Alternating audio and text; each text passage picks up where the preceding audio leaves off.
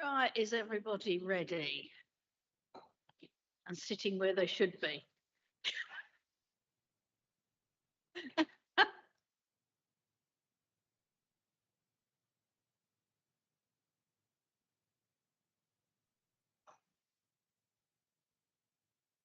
Have we finished playing past the label now, or name tag?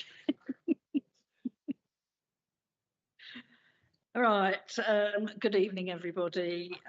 I am Councillor Sarah Barwick, the Chair of the Planning Healthier Stronger Committee, Policy Advisory Community and Committee. I am pleased to welcome you to this evening's meeting. The meeting will be broadcast live and recorded for playback on the council's YouTube channel. Will anyone else be recording the proceedings?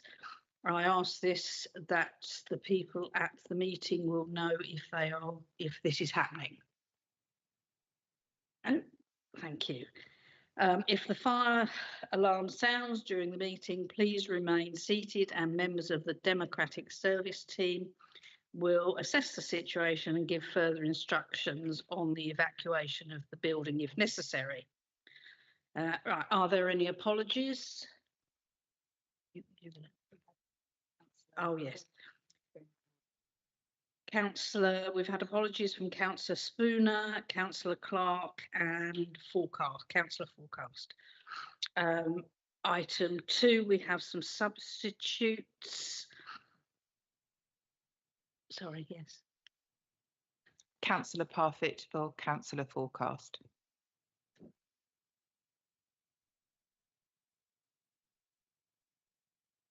Sorry. Yep. Councillor Field, Councillor Clark.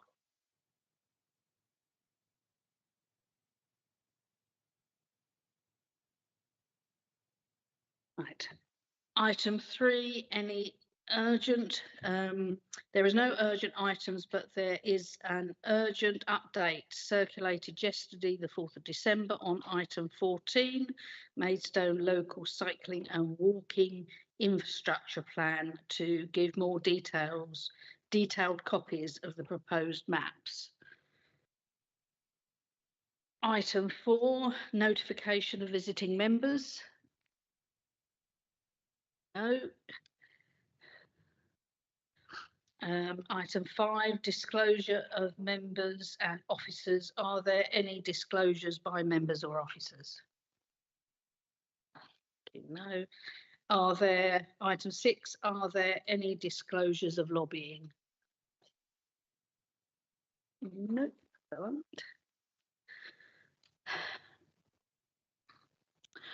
I move that all items are taken in public. Is this agreed? Thank you. Item 8.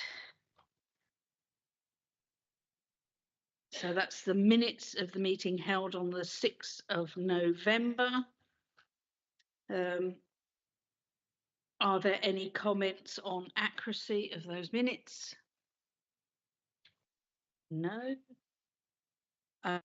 I move that the minutes of the meeting held on the 6th of November 2024 be approved as a correct record and signed. Is that agreed?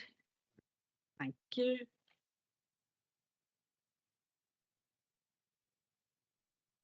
Item 8, which is on pages 8 to 16 in your pack. Forward planning relating to the committee's terms of reference. Are there any comments on the forward plan, or do the cabinet members wish to make any comments? Paul. Councillor Harper. Thank you, Chair. Just a couple of things. One of which I noticed, which I think is a bit of poetic license, which was on page 15. It's about the strategic plan or corporate plan, whatever we call it. It says here that it's been widely consulted on, but it hasn't within the council as such, because other than the 14th of October, workshop, We haven't seen anything, so we won't see anything until we have the policy advisory committees in January. So I'm not sure, that's really particularly factually correct. But my main question is to Councillor Harwood over there. Last night, obviously, in the discussion around HMOs, you were telling us we were going to be getting a supplementary planning guidance and so on, various aspects which would help us fight HMOs. And I just noticed that in the forward plan going through to February, there's no reference of any SPDs or guidance documents coming forward to this committee for review. I just wondered if you could give us a time scale for when those documents will come to the pack, please. As was pointed out last night, work has been ongoing for some considerable time, and essentially we need something that works and that will be delivered in time for us to actually use it, and therefore supplementary planning document was seen to be the most efficient and timely way forward. The model that we are looking at is the supplementary planning document, which is utilised by Bristol City Council. And essentially what we need to do is to use that as a guide, but it needs to be made bespoke to Maidstone. And Richard Timms, Rob Jarman, William Corner have all been involved in looking at the research and so on to underpin this. I very much doubt there will be anything available to share by February for the timeline of this forward plan. However, the officers are here who can provide perhaps some assistance with what they do think is a realistic timetable to share something more widely with the council.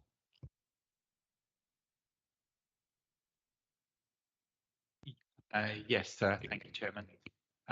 Just to add to that, I did watch the discussions of yesterday evening, and I think perhaps the best way forward would be to sit down with the governance team and work out if we can have a sort of cross-pack pre-decision panel, because aspects of the HMO situation are sort of cross-cutting. So they relate to the housing portfolio, the parking portfolio, the planning portfolio, and even to a slightly lesser degree, the sort of revenues and benefits portfolio. So I think we want to sort of bring together a group of councillors from the different packs, have had the discussion across a single meeting, and I think aim to have something diarised by the end of this municipal year. As Councillor Harwood says, I don't know if we'll have the SPD document itself then, but I think there are the other more practical aspects of the solutions that we can hopefully be making positive decisions on a little bit sooner. So that's how I was thinking of sort of responding to the discussions of yesterday evening. Thank you, Councillor Jeffries. Thank you.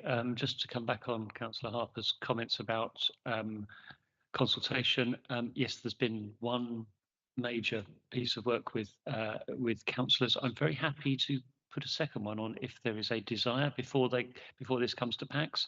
If I can get the time in the diary, if there is a wide desire to do so. But we've taken all of the feedback from both councillors and from the public, and we've been churning through it for the last few weeks. So we're getting to the point where we are able to share the next iteration. Councillor Harwood. Thanks, Chair. On the last point first, Stuart's point in terms of sort of workshop, just looking at the timetable, obviously the PACS kick off on the sort of 7th and 8th of January.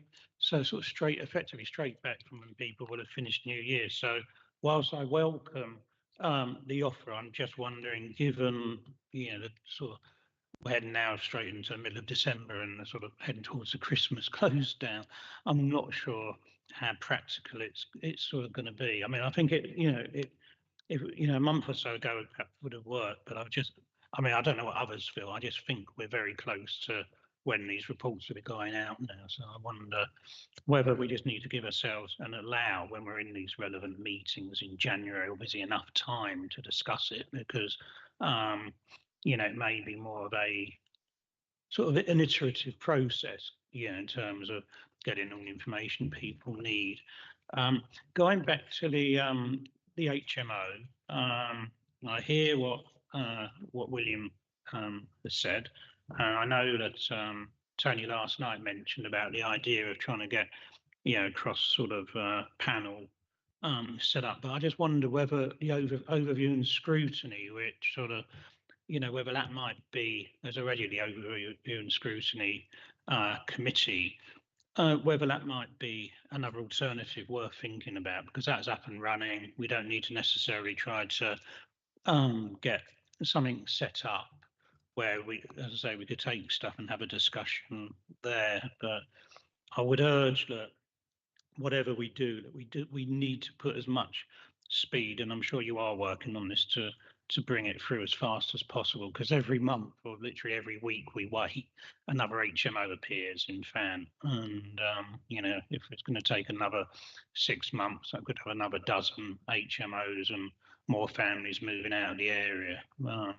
Yeah. Thank you. Anybody else wish to comment on the forward plan? I move that the forward plan be noted. Is that agreed? Okay.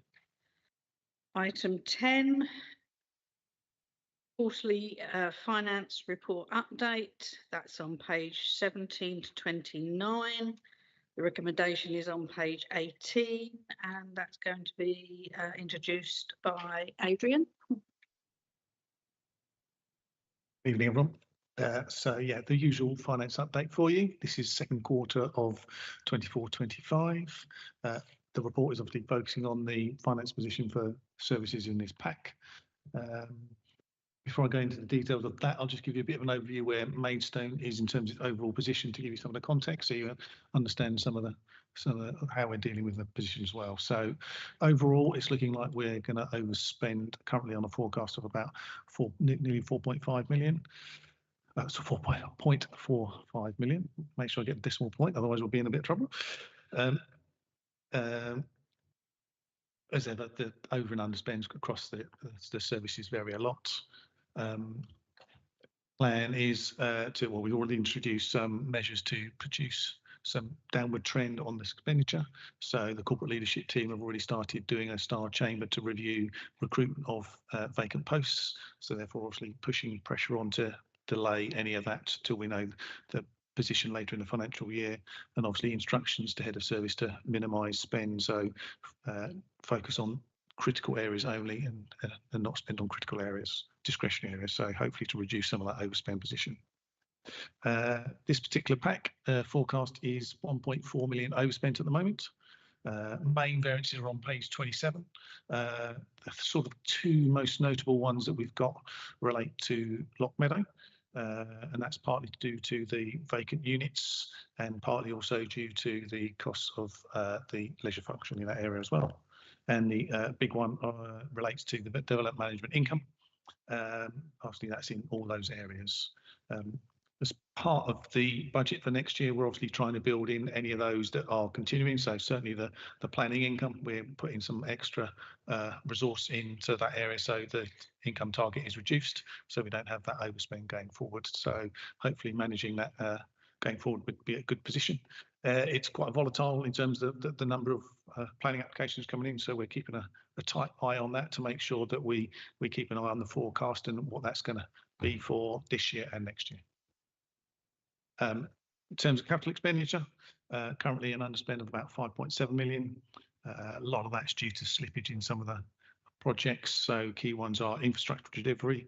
Obviously, that's driven by a lot of the projects by other organisations outside where we might contribute. So currently, that's just there are no projects in the pipeline that are being forward to support that. Garden community, small slippage, but obviously going to carry that forward and continue to support that piece of important work. And public realm and greening related to the town centre strategy, and obviously that's just been paused with the election, and there's just this just not happened quite so quickly as we'd hoped. No decisions obviously in the recommendations. It's just to note, but obviously happy to take any questions. Councillor Russell. Thank you, Chair. Just a couple of points really, excuse me, on this. The planning policy spends obviously below forecast, but I noticed that a lot of what we've been talking about recently is new planning policy. So whilst that's obviously quite convenient to offset some of the underachieved income that we forecast now, I would just be concerned that obviously going forward, a lot of what we've been talking about in various committees is we need a policy for this, we need a policy for that. So just, really to highlight that point. The other thing is the UK SPF street lighting and greening programme. I mean, this money has been sitting there for a long time. That started as a discrete project, and actually it was one of the things that Councillor Parfitt and I were really keen on, the street lighting, particularly from a safety and a wayfinding point of view in the town centre, and it does tie into what we were talking about last night with safety, so kind of disappointed to see that that's going to slip again, and my worry with that is that it's going to slip so far that we're not actually going to be able to use that money on it. So I guess my question on that is, are we pulling that out of the main town centre strategy work, and are we delivering that as a discrete project, and will we get it done in time to spend that money, because we don't have long if we're going to spend all of that by Q4 profile? Thank you. Councillor Harper. I assume they'll answer all the questions together. Yeah, I was going to ask precisely the same issue around about the planning policy item. So I think Claudine's made it quite eloquent on that. I suppose I just want to get assurance that the leisure centre revenue one, which is on the top on page 27, at the £200,000 is sort of fossilised money in a way, because one assumes it was related to costs which were incurred prior to August. Okay, so that won't affect our budget next year. And yeah, I mean, I think, we've got the issues around Lock Meadow, which again come through on the bottom item there, where we're just over £500,000 short. And then that's quite a concern. And clearly, then when we turn over and looking at our capital, we've got the new leisure centre. Obviously, there's an element of deferring the item. That's probably the best way to look at it, isn't it? The 450 being pushed forward to the next year. But actually, the second item there, the leisure provision, where we're looking at £681,000, I take it this is money being spent at Moat Park to enable the building to, as it says here, to be kept at an acceptable operating standard.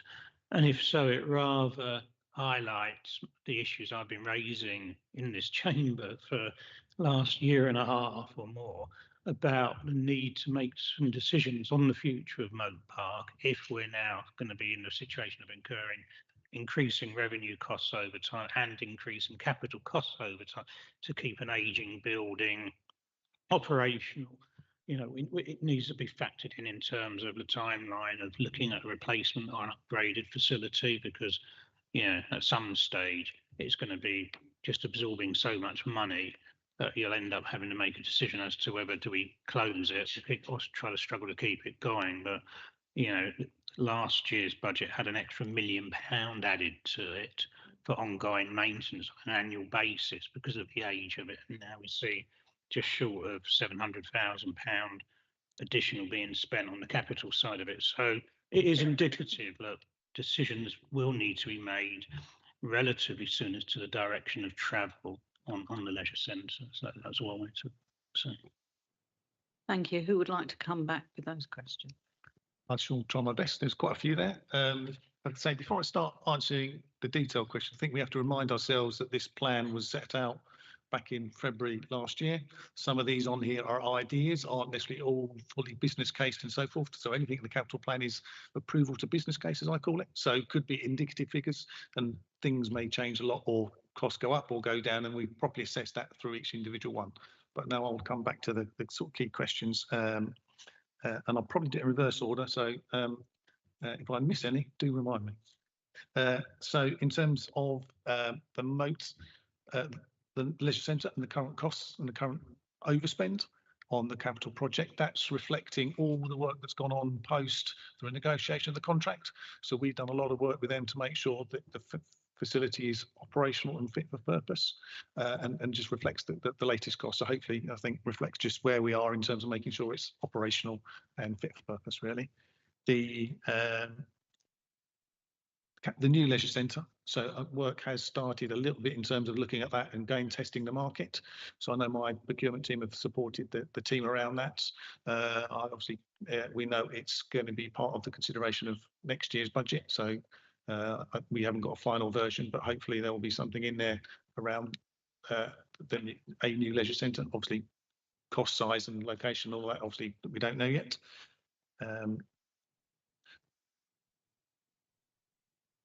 Then we've got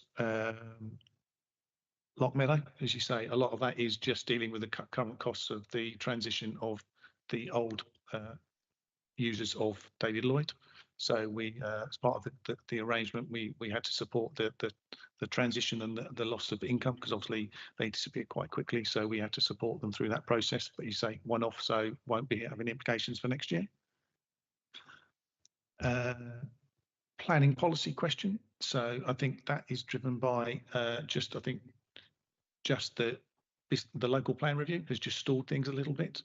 But what we're doing as part of this year and next year is working out how we make better use of the planning team and the planning policy team to make sure we flex resources over both. So there might be, it may look like a bit of an underspend. It's not quite as much as that, because the actual resources internally are going to be flexed a little bit to manage some of that workload. The greening and lighting, so the actual project in terms of the town centre stuff that was agreed at UK SPF, that's gone ahead. As far as I know, it's just a small underspend, so I don't think that's changing the project, but I will double check. So at the moment they've got a roughly 50,000 underspend. Am I choosing the right line? If not, You are choosing the right line, but I don't know what we've spent that money on if it's gone ahead. okay. Does anyone know? I can get the details of that one.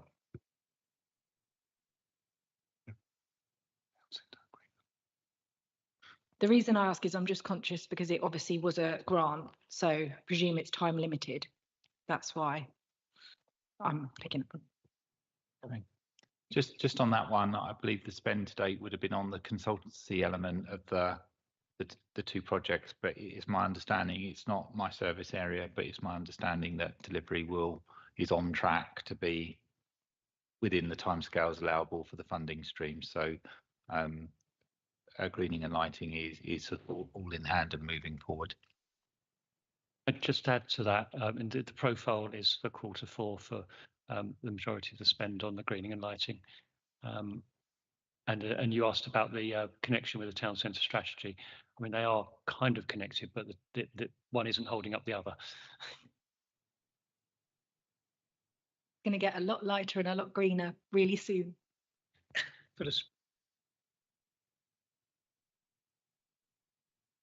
So can I just check whether I missed any points? Because I might have done, because there was a lot of questions there. Yeah. Okay, no worries. Thank you for being very patient, Councillor Greenman. Thank you.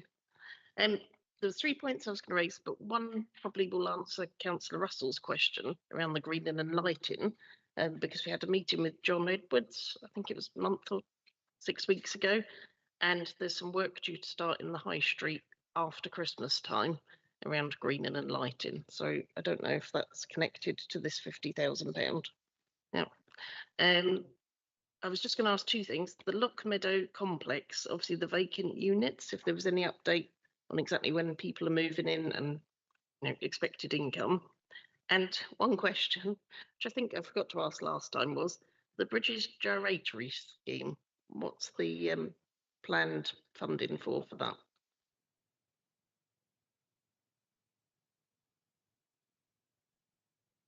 So in terms of Lockmeadow, so yeah, we've identified 2 people to come in. They're finalising the heads of terms and legal agreements and so forth. So there'll be, as ever, a small bit of rent-free that period, but they'll be starting to pay rent certainly for next year. So there's no financial impact going forward. So one's a nursery function and one's a cycle store.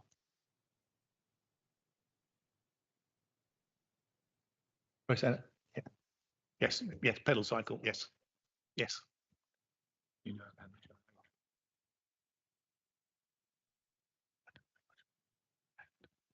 it. Yeah. Yeah, British Gyratory Scheme. I understand this is being led on by my colleague Mark Green, and it relates to flood attenuation work. So it's sort of embroiled with Kent County Council, and I don't think agreement's been reached on the design specifics of the work, or indeed whether it's going ahead. So I think this one's been around for a little while, but it hasn't reached a conclusion, and I don't think there's a firm decision as to what the works are going to be yet. It remains in the capital programme.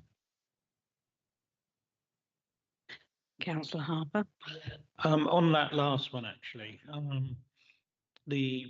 although it's relatively small, that scheme on the British, this is the British Gyratory thing for these floodgates, has been going on for 3 or 4 years now. So it's been sitting there as a carry forward every year for that length of time. We seem to be in well, it sounds like we're definitely been in an impasse for a considerable period of time with Kent County Council. So I can remember sitting here and asking Mark Green a lot of times, it's for glass flood barriers to go across the pedestrian subway, so it can be closed off during times of flood to stop the water coming up to the bottom of the high street. But I do wonder if it may be worth via the officers, if we can just try to chase Kent County Council on this, because, you know, we've had various times the towpath and so on's flooded down the high street or down the river. And there have been times when it would have been useful to have had these floodgates in, because it would have stopped the underpasses flooding and therefore the time necessarily for them to drain out. But I say it's definitely at least 4 years it's been on the agenda permanently on the capital as an underspend. And you just start to think, you know, it's either we're going to get an agreement with KCC or we're not. And if not, then perhaps we should think about what else we could use the money for, because I say it's just sitting there for feels like forever. You, Adrian. So happy to take that. As Mark's my boss, I'll do a bit of upward tasking and ask him to give an update. So that'd be fun. But I know that's why some of the 100,000 is hopefully projected to be spent this year, because I know he's hoping that there is some progress. But I'll get an update and get him to KCC and others to hopefully get some firm dates. Thank you. As you've been told, this report is for noting. Is that agreed? Thank you. Item 11, fees and charges for 2025 to 2026 on pages 30 to 79. And again, that is you. Right, yeah, so sorry, you got me again on this one. So fees and charges, we set these every year. These ones are particular ones for this pack. We try and review them every year. We have a policy about how we set charges. So we've got an agreed way of how we try to do that to make sure that it reflects current market rates where we can, that those are in our control, and make sure that we can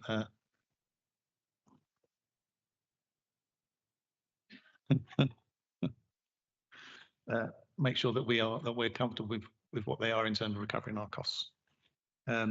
In terms of the area here, we've got some small changes to some of the fees where we can. We've tried to not increase them. So leisure and museum, we've tried not to increase them to encourage usage. Others we've increased certain things like environmental health and building control. The main ones are planning fees. Obviously, we are waiting for government to tell us what those are going to be, because they're set nationally. They are talking about inflation level. So depending on when they take that reading, it's probably about 1.5 to 2%, probably depending on what comes through on that. So that will give us an idea of what those fees will go up. There's also a bit around the budget survey. So as part of the consultation with residents, we asked them a view on the budget, as we do every year, to get their views on what they thought was important services or services they may want to reduce. So I just thought bring a couple of headlines in terms of what they thought were the key services in terms of the mandatory. So waste collection they thought were important, environmental services and building control. And obviously the discretionary services they thought were important were bereavement services, museum and commercial waste. This report has one recommendation on it that we're seeking, which is obviously for approval of the fees and charges. But happy to take comments or questions. Councillor Parfitt. Thank you. Did you just say that there was no increase? Because my concern, and sorry, I'm a substitute on this committee, so I might have got this slightly wrong. As I read the papers, it looked like there was an increase to museum charges to schools and things like that. Is that correct? So there are some increases to the museum, but certain bits where we're trying to encourage people to come in, they're trying not to increase them too highly. Yes, because that would be my concern is, you know, the museum is obviously an educational resource, and I think it's really important that we maintain those fees as low as possible. Obviously, I understand about covering costs, and we've got to do that, but I would just really urge that we keep those fees for educational purposes as low as possible. Thank you.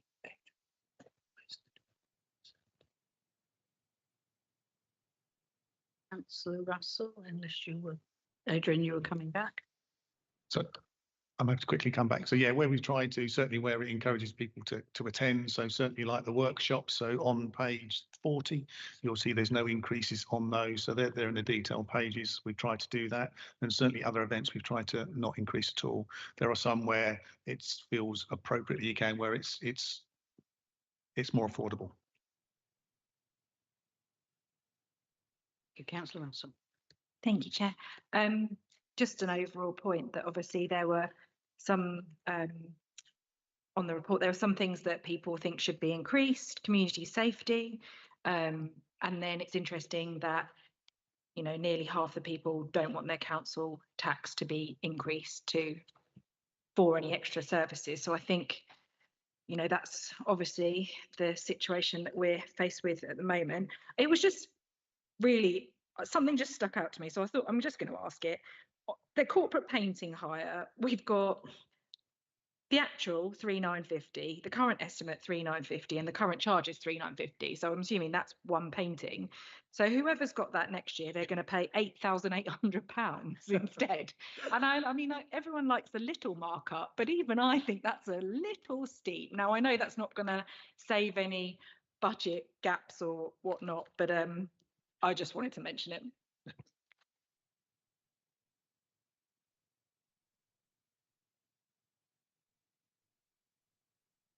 What page was it, I think, was the question? Page 40.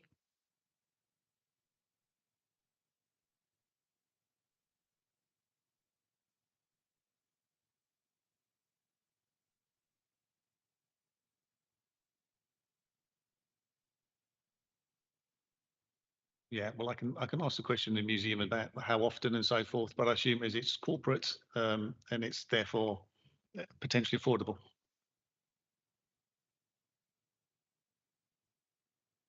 Thank you. Councillor Harper. Perhaps we could look at hiring out the carriages on the same sort of basis. And we've been trying to find new premises for them for all these years. Yeah, looking at building control, I can see obviously on page 36 in 2.17, we talk about the 5% increase required to cover the costs of operating the service. And in the table above, we're showing the estimates for next year at £442,500.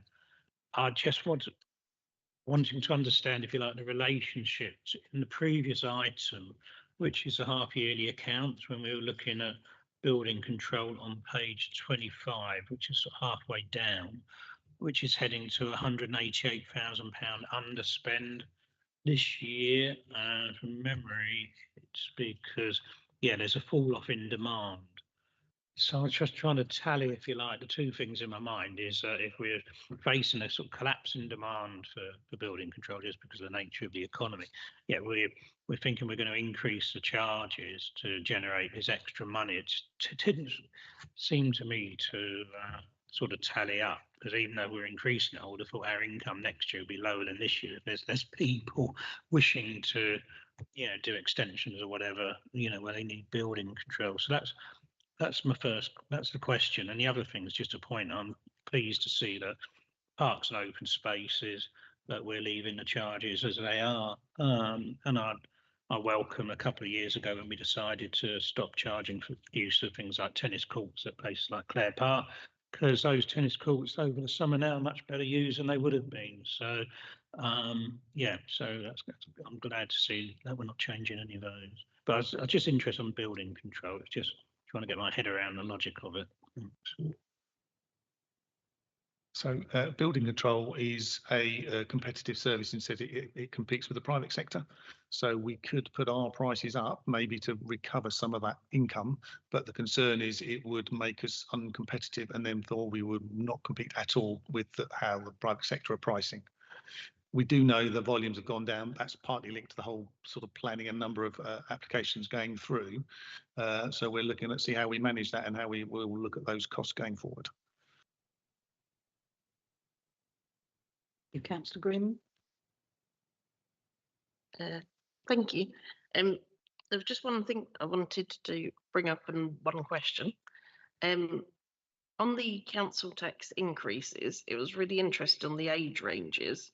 The 18 to 34-year-olds, 54.3% said they believe there should be no increase in the council tax. And I think, obviously, thinking of young families falling into this age range, that we have to be careful that, obviously, the older age ranges were quite happy to accept a possible increase, but we have to think about the younger families when we're increasing council tax.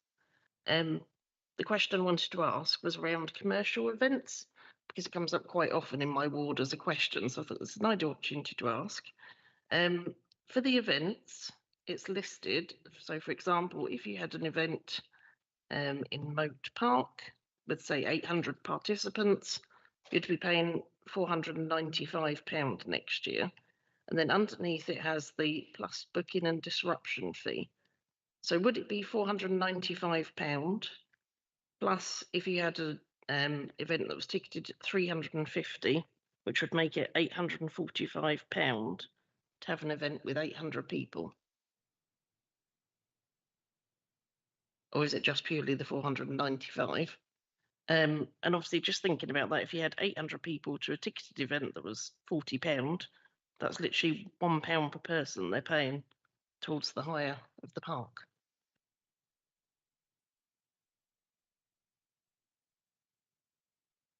Good question. I don't know. I'll take that one away to ask the people who set those fees for that area and double check for you and come back to you. Thank you. Any more questions, comments?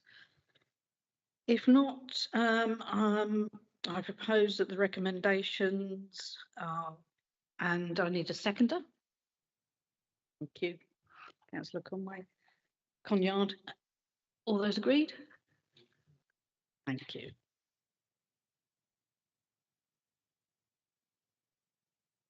Right, moving on to item 12, half-yearly performance update.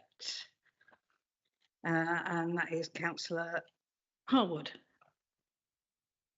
I don't really want to steal Carly's thunder, but essentially just to give you some context, this Policy Advisory Committee includes a performance monitoring role within its remit, and therefore this report sets out the performance position against the 24-25 key performance indicators for the first half of the year, covering April to September.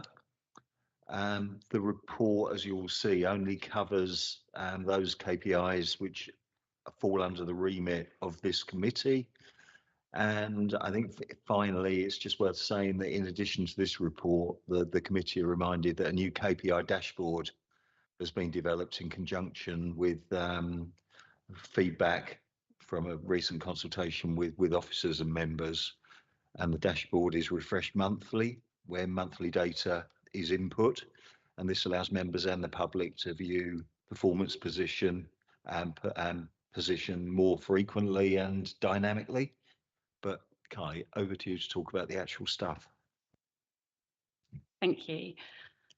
So under the remit of this committee, we've got 27 KPIs this financial year. 11 of them had a half-yearly target assigned to them. We can see in the report that of these 11, 9 of them met their target throughout the first half of the year. That's April to September. So that's 81% in the green.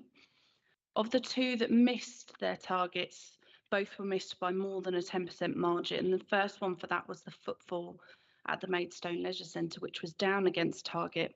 However, during this period, the pool was closed for renovations for 12 weeks. Renovations so far have been very well received. It is anticipated that footfall will increase throughout the second half of the year. A second KPI to miss target is the footfall in the town centre. Nationally, they're seeing trends of footfalls in high streets continuing to decline. And despite the fact, though, that the target was missed, the outturn is a significant increase in visitors when we compare it to the same period the year before. The report is for noting, but the committee may wish to consider any additional recommendations for further analysis or improved performance, whichever they find to be appropriate. Thank you. I have seen no hands up. Yeah, I knew that would. Councillor Russell first. Thank you. Just a couple of points, really. On page 90, we can see that the open planning enforcement cases, the short trend and the long-term trend is that they're going up. And then below that, the number of enforcement cases closed is going down. So it's kind of ties into a question that one of my colleagues raised at full council last night. And then I think as long as I've sat here and it does continue to make me think, like, is there something that we could do as the council to help more in this regard? Because honestly, as long as I've sat on this committee, the percentage of unemployed people in Maidstone has gone up on the short-term trend and the long-term trend, and the youth unemployed has gone up as well. And that's kind of year on year. I've never seen those arrows go a different way. So I just, you know, the more I see it, the more I think, is there something that we could do to help? And that's just a question, really, or something to take away for someone in the administration to have a think about. Thank you. Councillor Greenman. Thank you. Didn't want to ask a question. I just wanted to say a huge congratulations to the museum team. They've been putting on great events, really good exhibitions, and I'm really so pleased to see the footfall is so high so far this year. Councillor Thompson. Thank you, Chair. As a cabinet lead for Healthy Stronger Communities, you'll see there are some items from pages 92 onwards that I'd like to add some commentary to. Firstly, to point out how excellent it is to see the first person words from Mike Evans, the leisure contracts manager, who is now also overseeing the market after Jeff Robinson on the next page. So you have Jeff's report. Mike Evans is now responsible for that area.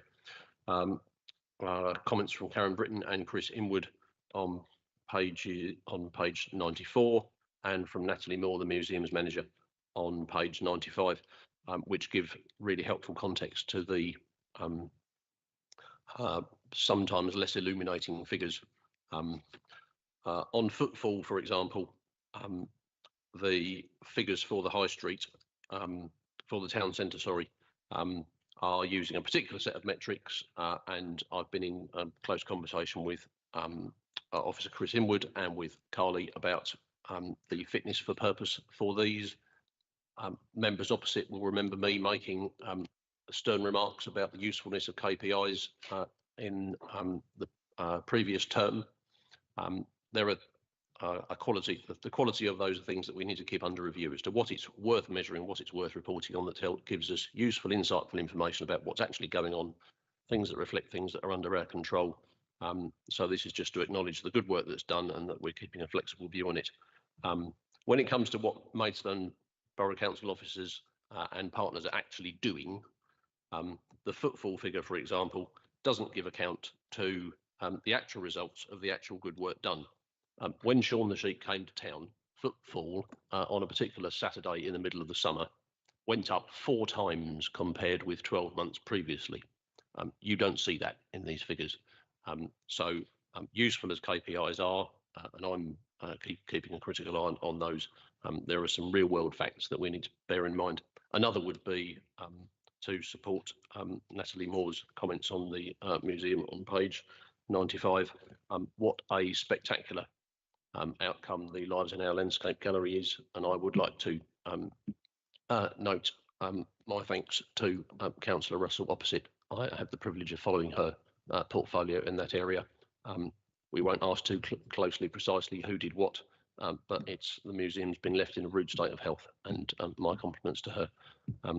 I take on board the comments about the unemployment figures. Clearly, these are very concerning for the parts of the community that pertains to, and the economic development team are doing their best to inform me on the small but significant levers that Maidstone Borough Council has over those areas, and we value your support in supporting those initiatives. I welcome any other feedback, particularly on members' views as to what useful KPIs might be when we review those in the next reporting year. Thank you. Thank you for comments, Councillor Harper. Yeah, it's on those last couple of points. My questions were been partially answered. So it's about the unemployment, because I was on the old Policy and Resources Committee, and I've seen these measures sort of going back to prior to COVID, and since COVID, unemployment has slowly been creeping up, inexorably. It's not really plateaued, or it's sort of, it's periodically plateaued, but it's still on an upward trajectory. I'm just wondering whether perhaps, for instance, when we're looking at tendering any capital works, we can try to encourage people who are bidding to employ local people, especially, apprentices and so on, thinking of the, young unemployment, because if we could get, with our housing programme, for instance, builders who will take on local apprentices in the building trade, then given that, building's always going on in one way or another, that might be a way of helping to proactively use our purchasing power to get people back into work. And the town centre one, well, I mean, we're not immune in Maidstone from national trends. I mean, you just go to any town centre, and ever since COVID and the sort of switch to online shopping, well, as I say, everywhere has suffered. I mean, Maidstone until recently, I'd say, was doing relatively better in terms of the number of vacant units and so on. But that's something we need our economic development team to continue the good work they're doing, and also the town centre strategy in terms of looking for alternative uses for long-term vacant units. Because the more vibrant the town centre can be seen to be and to be, then the better it will be. But I mean, as someone who uses it on a frequent basis, I'm sure a lot of people do here, you come into the town centre during the daytime now, and there's very few people about. It's different in December with Christmas shopping, but generally, since KCC closed its offices in effect, it's just a fraction of what it used to be. And I don't think there's much you can do about that. All the offices in town are virtually closed now. You just don't have an inflow of people working in the town centre like we used to prior to COVID. Thank you, Councillor. A couple of points on that. Not for the first time, I find myself reminding members that on local employment, you may have been reading the early announcements of our strategy, which we put on members' desks shortly after we were elected. You know that this is our direction of travel. These are absolutely our intentions. Certainly when it comes around to house building and so forth, that is our line of travel. On the matter of the soft levers and the subtle influences that we can have over employment and commerce in the town, I'm looking for every possible means to improve the active networking of our local businesses. Indeed, I had the pleasure of a cup of coffee and a croissant this morning at the business terrace, where increasing numbers of our local businesses are turning up to mentor each other, to encourage each other. I'm not going to take any credit for what happened there this morning. The business people are doing the networking themselves. They are raising their game, their sense of optimism, their belief in the town. I heard business people standing up simply today saying that they've chosen to move their businesses from Sandwich to Maidstone. They are looking for property in Maidstone. A gentleman who has an international business, I believe he sells chocolates down King Street, said this is the hub for his international business. I found an extraordinary story. So our business people are enjoying our support. They're finding the business terrace to be of real assistance to them. Alex and Chris, who are working there, doing a splendid job, and they deserve our congratulations. And thank you for your comments. Thank you, everyone. No other comments, so I'll propose that we accept the recommendations. Is there a seconder? Anybody? Yes, thank you. Is that agreed? Thank you. Moving on to item 13, landscape, whatever. The landscape charter assessment and supplementary planning document, pages 75 to 85, two recommendations on pages 97 strokes 117, and this is Anna. Sorry. Oh, sorry, missed that bit off the top. Councillor Harwood. Yeah, I don't want to steal Anna's thunder anyway, and I don't want to wander into her presentation. All I would say is that the production of updated landscape character assessment guidance is a priority of the new administration. I think we need it to replace an obsolete document that dates back to 2012, and I am very excited that this could actually be a groundbreaking and industry leader document that is not just looking at landscape protection, but is also emphasizing landscape restoration. And it's introducing new concepts which are entering landscape planning activity, things like potential natural vegetation. And I won't go on because, as I say, Anna can give you the full context of where we're going. Thank you. Thank you. Yes, this item is for a new landscape character assessment and supplementary planning document. The existing one was produced in 2012. And since that time, there have been a lot of landscape changes, statutory changes and changes to guidance. A revised landscape character assessment would better inform our planning decisions and help us to address losses at planning appeal. It would also give us the opportunity to engage effectively with stakeholders, members of the public, landowners, farmers, educational bodies, Natural England and DEFRA, to name a few. Further to the landscape character assessment evidence base, we'd also be looking to produce a supplementary planning document, which would provide context and detail to the local plan policy that we currently have. This would enable us to address some of the issues we currently have, where we don't recognise and protect our valued landscape features.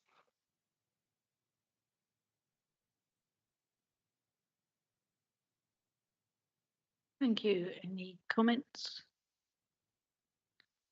Yeah. Can I just add to what Anna and Councillor Harwood said?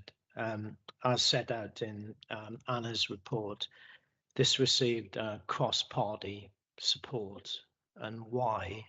It's because I think in straightforward terms, there's an expectation that growth in Maidstone is within the town of Maidstone, which is delineated in the development plan, and the same for certain villages, large villages such as Staplehurst. But on a fairly regular basis, we do lose appeals. And inspectors, not all of them, but some inspectors will say something like, there's a background, say north of Staplehurst, for instance. So the impact on the landscape is not significantly harmful. So it's quite hard to control that kind of development. And it's, to be anarchy about it, it's all down to landscape impact assessments.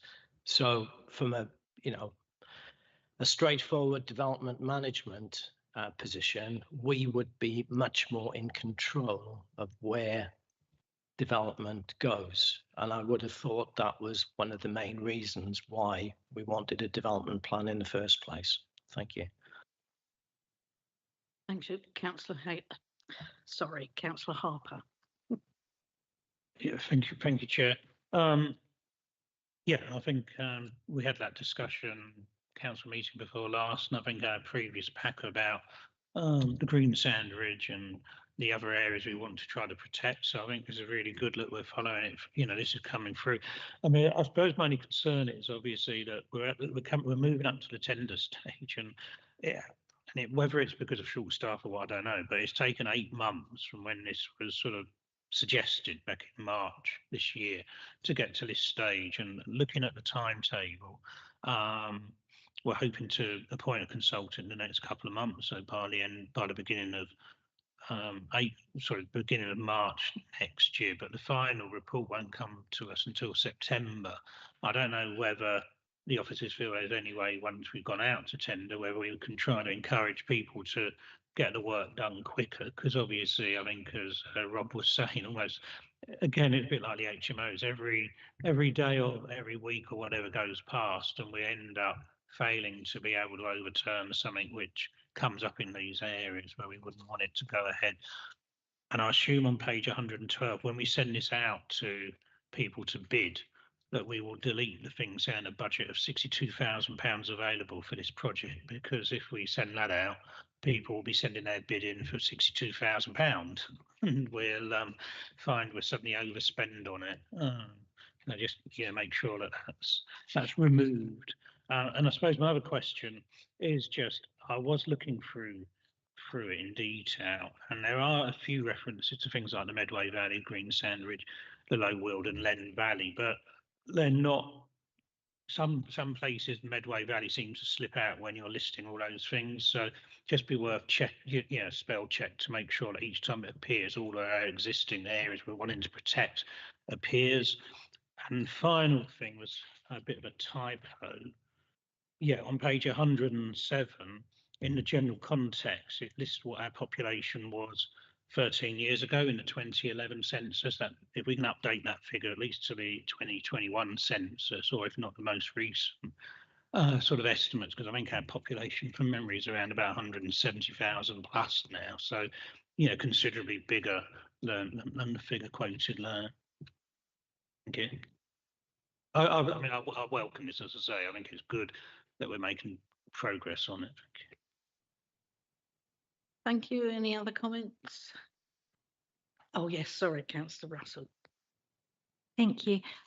Yeah, we've been talking about this for a long time, haven't we? And I think, when the massive glass houses went up on the Yalding escarpment, we all thought, oh no, okay, these are giant and you can see them for absolutely miles. And so I welcome that this is been started, and also thank you, Anna, for looking up the NCA character areas and putting all that in, because I think I did mention NCA 121, the Low Weald, and I'm so pleased to see that in there. The recommendations that we have on page 98, I just wonder if they should be split further. So absolutely happy with number one. We need to start the process, get the consultant in, get them to have a look at the areas of significant change, the valued features and the opportunities for landscape enhancement.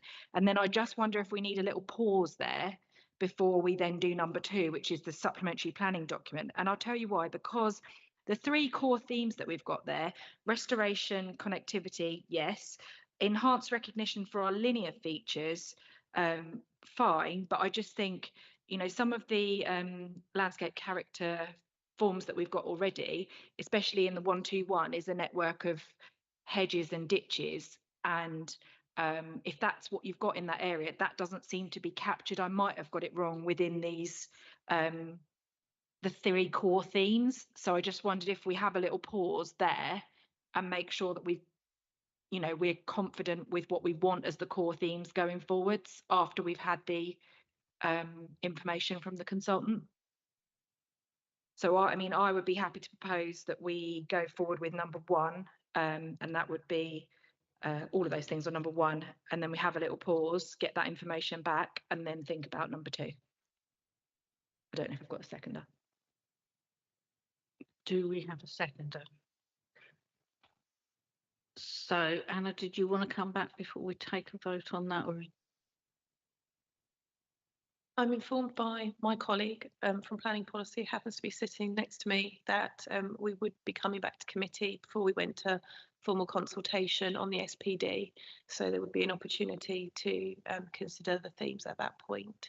But these are the suggested core themes at the present time for the SPD.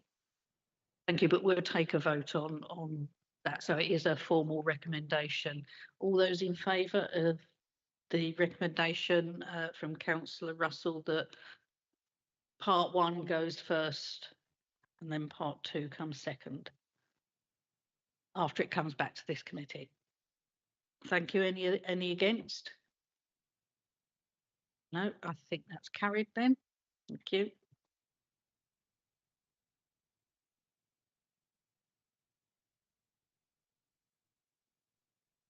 Moving on to item 14, the Maidstone Local Cycling and Walking Infrastructure Plan on pages 118 to 325, one recommendation on page 119. Councillor Harwood again, that's yours. Right, thank you, Chairman. I mean, in contrast to the last item on the agenda, this is a kind of legacy piece of work which was inherited from the last administration, and it has been out to consultation, it's been discussed at this committee, and there has been some quite a lot of responses and some quite robust responses and concerns. A lot of those concerns were predicated around how much influence do we really have, as we're not the highway authority and we have no authority over public rights of way and access. But we did have funding for this piece of work essentially to come up with potential projects. And I know that when the item is introduced by officers, they can perhaps talk about means of funding some of the projects therein. From my perspective, I think I have some concerns that this town in particular, and many of our villages, were historically very pedestrian friendly because they grew up before the internal combustion engine arrived. Progressively through the 80s and particularly the 90s, it became a lot more difficult to gain access and egress to the town in particular, and also some of the larger villages, which is sad when we have such a significant population on the doorstep and growing population, where walking and cycling would be, frankly, better for the individuals involved and certainly better for the rest of us. Whether the kind of routes that are outlined in this initiative is the right way to go about that, or whether we should be more focused on specific locations, such as the Bridge to Rotary, for example, which is a significant barrier for pedestrians and cyclists coming in from the west, and for areas like the junction with the A20 and the A249 on the eastern edge of the town centre, which again is very difficult for pedestrians and for the many school students who need to traverse a traffic minefield each and every day of term. So I'll be very interested to hear what the committee say. But first, if I can just pass over to officers to introduce from a technical perspective. Thank you. Yeah, so we've got the Principal Planning Officer, Tom, on the line. So if you'd like to come in. Yep, brilliant. Can you hear me in the room? Excellent, thank you. Yes, so thank you. This is the LCWIP report. So it just builds on, we came in July for the consultation, and this reports what was the result of that consultation, but also it outlines the sort of next steps as well as previously mentioned. So I'll just go through briefly what the LCWIP does. So there's 6 stages that's set out in the report, figure 1. We are now at stage 6, which is integration and application, if we were to take the report forward. So that would mean that we would be looking to build on what's the routes outlined and start to deliver those through the analysis, through further feasibility work, but also bringing it through discussions on planning applications or other planning documents and bringing that into those routes into those documents. Also, there is obviously potential for us to use some of our other money powers that we have, like SIL, mentioned on paragraph 2.19 of the report, if we were to want to take forward some of these routes to deliver them. I'll give a quick highlight of what happened in the consultation. So in section 6 of the report, we outline the number of consultation responses, and then we've also put a table in per ward to see the distribution across there. And we've also highlighted that the main issues raised were around accessibility, safety, usage, and then some improvements and suggestions to change routes. So as a result of the 9 cycling routes, 8 have been amended, and that's set out in paragraph 2.16 of the report. And of the walking routes, of the 9 there, 6 have been amended, and that's set out in paragraph 2.17. Various, I won't go through them individually, but various things have happened. So route realignments or adjustments to some of the recommendations made in the report's findings. So that's probably a high level overview, but I will open it up to any further questions. Thank you. We've got Councillor Jeffries first. Thank you. Yeah, there's some really good stuff in here. I think I'm really keen to hear from members in this room your comments. There's some lovely bits about cycling over a high level bridge. I'd like to see how that might pan out. The proposal for a pedestrian and cycle bridge over the A249 near Eastborough School is really good, because that's a horrible bit to get across in the mornings. I think just looking at some of these suggestions that have been changed, I think under Route 18 that it's been amended to avoid Boxley and added a 1.5 mile detour along an unmade road. So I think there's some bits in here that don't make sense to me, because frankly, if I was coming from Lidsing to town centre, I'd go down Boxley Road rather than go through 2 miles of countryside, unless it was a warm sunny day. And just finally, just picking up on Councillor Harwood's point earlier about when we had fewer cars around, there's a route here which I believe him and I used to take to school in the mornings. It's now very wiggly compared to when we walked through Grove Green Farm back in the 70s. And it kind of feels like the pedestrians and cyclists have been really pushed out of getting places directly, which I think is really frustrating. So yes, this is better than it was a few months ago, but I think there's still a fair bit of work to do. So your comments would be very welcome. Thank you, Councillor Russell. Thank you, Chair. Yeah, a few points. So yeah, pots of money come along, don't they? And then you don't want to lose the money and you've got to get on with doing something with that money. So the pot came in December 2023. We got the consultation over the summer, and then obviously now we've got this report that we're looking at. But it is for active travel, so travel for work. Now, I'm a really positive person. Some of you might not think that, but trust me, I am. But when I look at the Marden route, or the Marden to Bearsted route, which is cycling route number 14, starts on page 281, these are the positive comments. So these are the strongly agree and agree comments. Great route, and would be great if it was safer.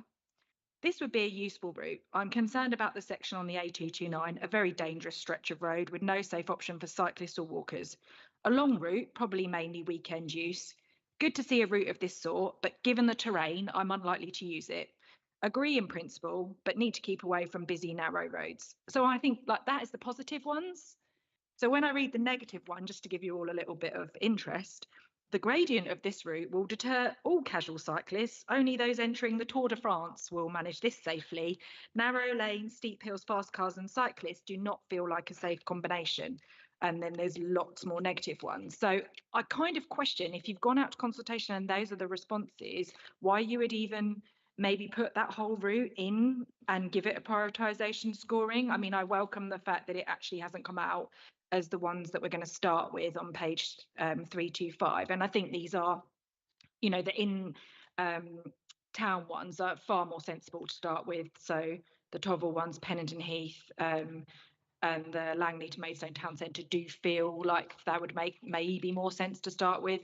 But I do question some of the interpretation of the responses that we got to that consultation.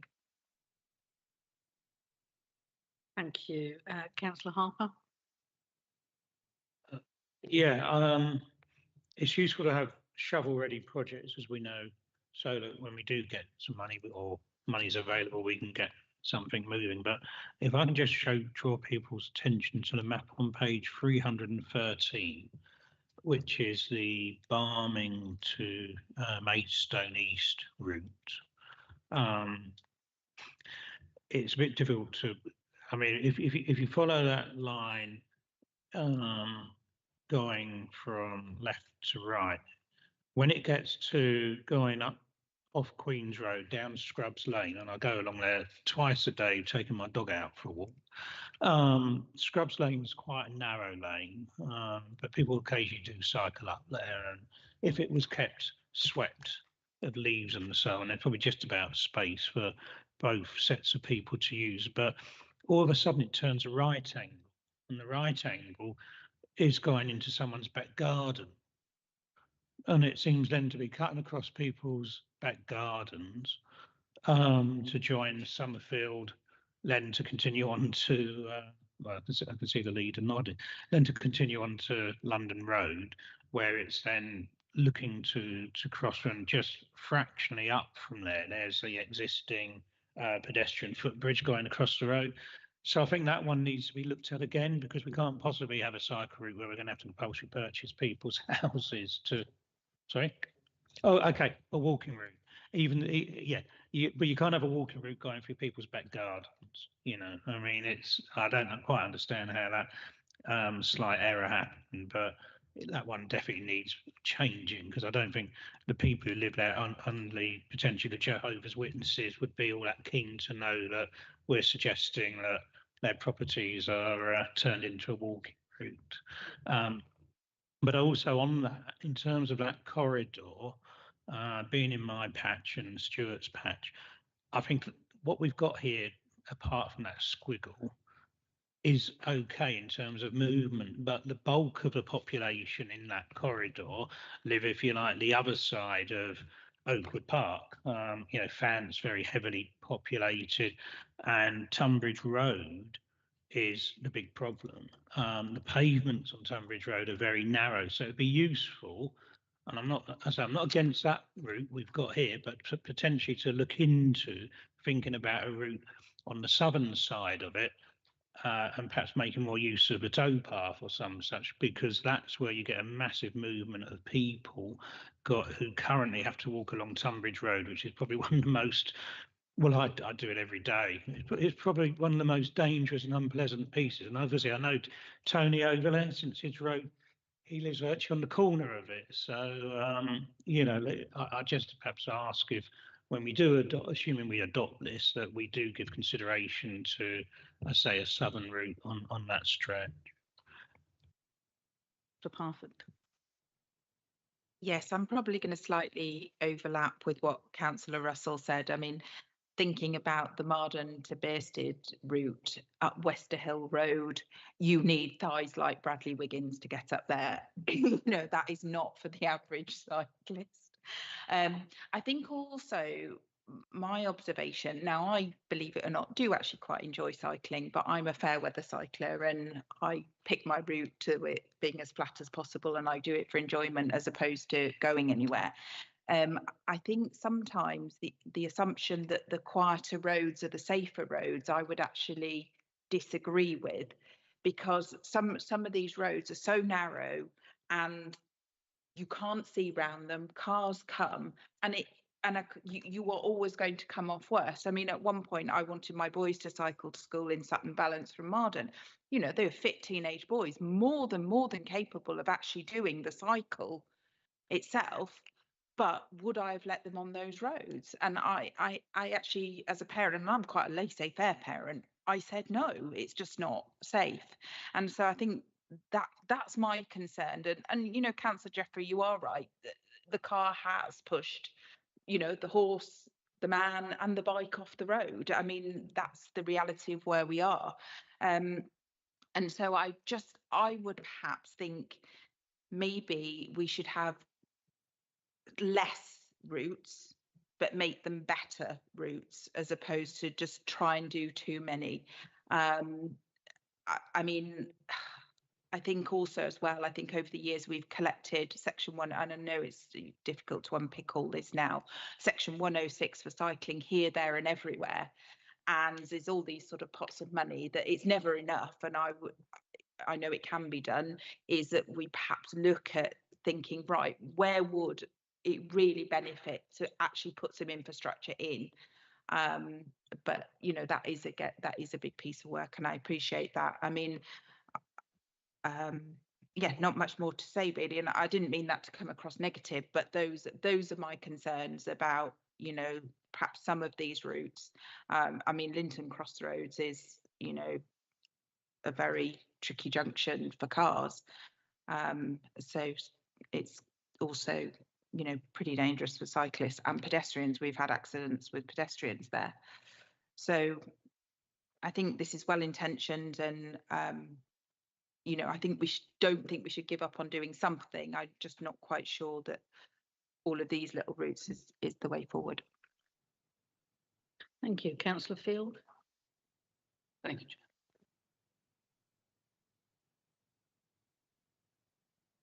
I think I'm afraid I am going to sound quite negative. This is, to me, lots of pie in the sky, really. We're not the Highways Authority. Kent County Council has no strategic intention that I've ever noticed to improve the public highways in favour of pedestrians and cyclists in the manner here. And then, frankly, some of it's just really not very good, is it? I mean, the report prioritises Route 8, and inexplicably, having got from Tovel past all of these wonderful new highways improvements that Kent County Council are absolutely likely to do, instead of using the long established cycle lane across along the A20 that's completely off of the road and then going up Newcut Road on a wide road where there's room for cars to pass and navigate a roundabout that's quite large and potentially safe to pass, we're going to go through Vinters Park, which I would say, yes, as it's my ward, would be quieter, but then we're going to negotiate the area around Junction 7 of the M20 instead. Just seems illogical to me. I think for me, I'm not going to sit here and just rubbish this report. I just think it's an absolute fantasy. I've sat on this council a couple of times. I'm sure everybody enjoys the cycle lanes and improved junctions that are on the A274 following the closure of Seneca Technology College that everybody was promised would happen as a result of that development, for example, when I represented Parkwood, and patently aren't there, and there was never any enthusiasm for the Kent County Council as both education and highways authority to do anything of the sort. But in terms of this authority's efforts, the report does highlight, for example, that the bulk of the people live in the town. And instead of long, pie-in-the-sky cycle routes for commuters in a town that sits in the centre of a valley, albeit not a terrifically steep one, even if you're going to go from the town centre to Parkwood or Tovel to the new medical campus, you're going to be a bit sticky by the time you get there. So unless your employer is going to also give you ample bicycle parking space, showering facilities, and so on and so forth, it's not particularly attractive. What we could possibly be working with Kent County Council on is ensuring that we prioritise crossing signals for pedestrians. So off the top of my head, for example, my ward, Sittingbourne Road is on the boundary of the Vinters Park side of my ward, and then you get into Pendon, what used to be North Ward. I'm sorry, I'm a bit sketchy on some of the ward names.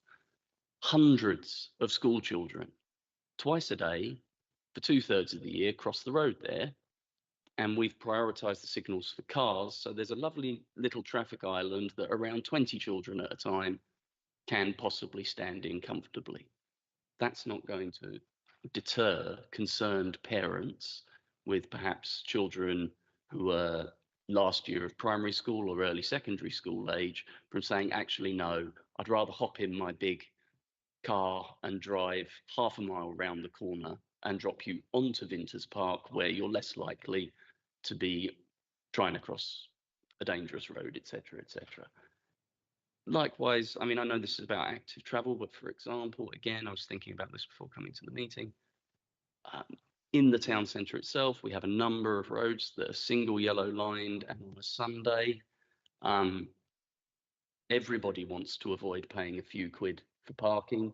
And so on roads like Union Street and the surrounding area, there's cars parked, blocking lines of sight, making even leisure cycling on a Sunday morning into the town pretty treacherous.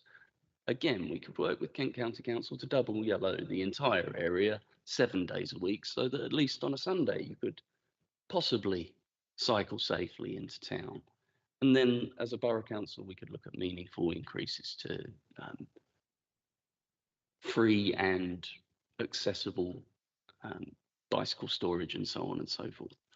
The final point I'd make on this is for people who are committed to cycling, and I know that we have members of the council that are, including the leader, there's a lot of apps available these days that have up to the minute data on through connection to things like wider mapping services such as Google, what roads are used, how much and when. And so you can just get a doohickey to sit on your crossbar and it will have your smartphone tell you, is this road usually quiet, safe, etc. This is very 20th century thinking compared to the dynamic nature of how people travel in my eyes around this sort of thing. So I can't really see, in conclusion, any point in recommending that you proceed with this all that we will do is draw down some grant funding, pay a consultant to have another very thick document of highways improvements that Kent County Council is never ever going to deliver. Thank you. Thank you, Councillor Keeley. Thank you. I, as you can probably imagine, am not a cyclist. I quite like the idea, but I'm more of a walker.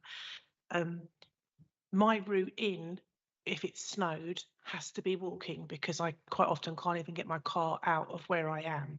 So there's no bus route sometimes, and when it's that bad, there is no bus there, and we have about 3 a day, 4 a day. The hills that Councillors Parfitt and Russell mentioned, the south side of Maidstone would knock anybody out who is not an experienced and really hardy and really fit cyclist. So my question is, have we mapped this against the bus routes that exist that people could do part and part, sort of, and have a cycle store there? I know we've got the cycle things. I haven't taken that much notice of them, to be honest, because I'm not a cyclist. But for example, my route in would be down to the towpath, which, as Councillor Harwood just said a lot ago, that's a fantastic route in. There is a cycle lane there. Did you say it's currently waterlogged? That's my route in walking as opposed to cycling. I think it's a great idea. The other thing on this, for example, the Cox Heath one, this one in coming down before you get to Heath Road, a lot of these footpaths are this wide, where there's been so much. They used to be wide and used to be able to have a lot more space down, but a lot of the local footpaths have been hemmed into this much, and you're between a hedge and a fence. And I'm just concerned about the danger of someone cycling down there and people walking up with dogs, horses, because a lot of these are bridleways as well, and just looking for some reassurance that that's been looked at. Thank you. Councillor Harper. Yeah, I think this is it's an interesting discussion. And going back to one of the points you just picked up, Claire, was around the Medway towpath. Now, I remember Tony and I, and I think lots of you are probably the only councillors who were perhaps here when that was originally being looked at and designed with Kent County Council. And I still am the chair of the cycle campaign forum. And I think that route needs to be improved. And they need to reinstate the bit up to Aylesford, which they allowed to slide into the Medway a couple of years ago, and they've got no intentions of repairing it. Now, that was a disgrace because that was one of the county's prestige cycle routes, and the fact that they've allowed the northern part of it effectively to go unused, well, it's closed, is a disgrace. And I'm just wondering, actually, picking up what Rob was saying, looking at some of these routes, we could achieve, first of all, they seem to ignore where we've got some cycle routes already in the town centre and cycle paths already sort of marked out. So just looking at the one from Pennington Heath to Cornwallis Academy, it's going through the town centre. We've already got marked ways, marked routes, which is just sort of ignores, and then a couple of the others do. But they also all ignore the what should be the superhighway for cycling and walking, which is the Medway towpath, runs the whole way from Allington Lock all the way down to Barming Bridge, has connections obviously at either end, and all the various bridges going across the Medway. To me, we should be looking at a lot more routes, sort of moving down into and using the Medway towpath as the route through town. Because if you did that, we could deliver destination to destination for a lot of these things in a much better way, and one which is probably more deliverable. Because I think you're right. So when you look on the very last page of the agenda and indicative costs, so Route 8, Toggle to Medway Campus, 10,300,000 quid. Well, I mean, crikey, if we were to do all of those, if we did all those 6 items on the back, that would use up probably about half of our budget for a year. I mean, this is, it's not going to happen. It's just far too expensive when, as I say, the towpath is there already. We've got things like the Lewes Greenway, which was completed. So let's make use of that infrastructure. Let's have routes heading down to there, and those can be the routes through the centre parts of Maidstone, rather than trying to spend 10.5 million quid doing just one route. I don't know. Kent County Council, even if they had the money, I think, if everybody from the county is putting in for shopping lists of like 30 million pounds, so multiply that by 10, that's 300 million pound. I mean, it's good, and I think personally, as I say, as a champion for cycling, I think we should be spending perhaps that sort of money. But let's live in a world of reality. We're either in austerity or at the end of austerity. So let's just use what we've got and make maximum linkages to that, rather than trying to reinvent the wheel again. You, Councillor Russell. Look, the mood music in the room is that we don't like this document as it stands. I'm looking at the available options on page 125. So what seems to have happened is we've got the money to get this LC whip done. This is the LC whip that's been produced with that money. If we decide not to approve it, we put at risk the funding that was secured to do this document, because we might have to pay it back.